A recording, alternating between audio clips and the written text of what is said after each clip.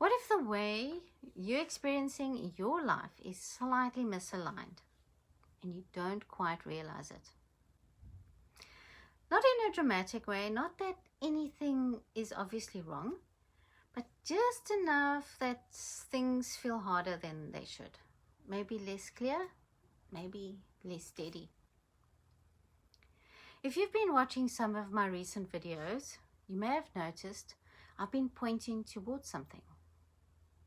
I've been speaking about direction. I've been speaking about orientation. But how it's not just what you do, but where you're moving from.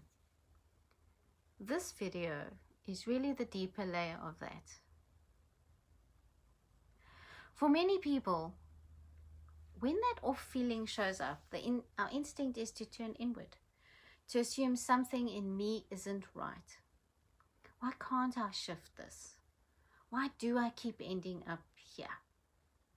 And over time, that can start to feel quite personal. But what I've found is that this doesn't always come from something being wrong with you. Sometimes it comes from your orientation within your own experience. Let me explain. If you think about using something like Google Maps, when you put that app on, the first thing it does is it locates you through a GPS coordinate. Not where you're going, where you actually want to go. And you have to type in your coordinates.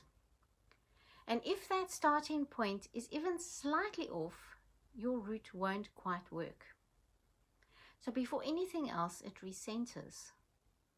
Only then can it guide you accurately. Something similar happens in the body.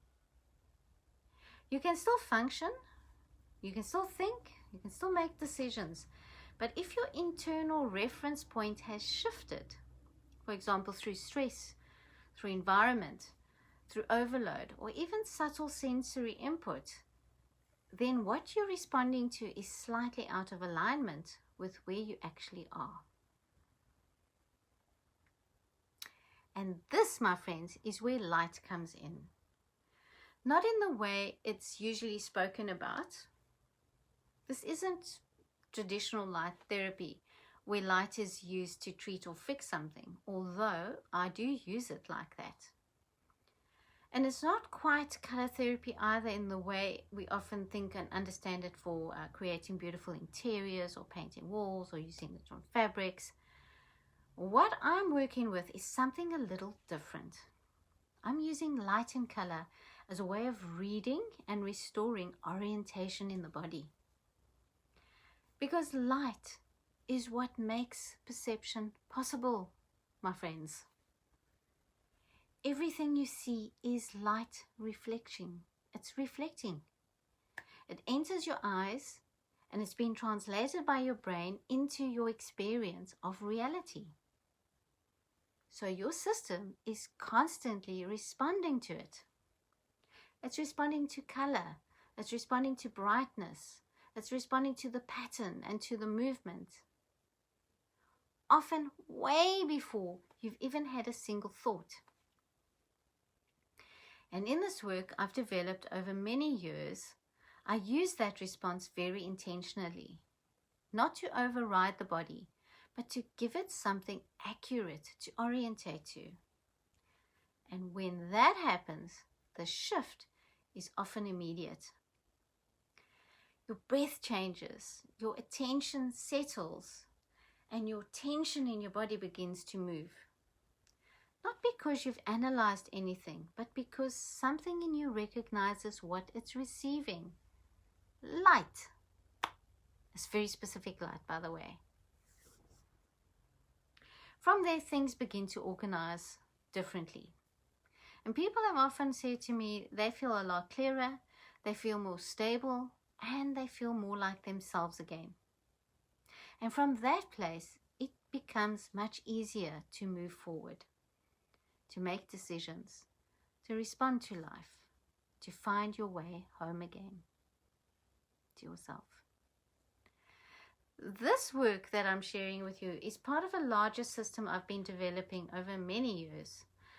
I've been working with perception, with light, and the body as a single process.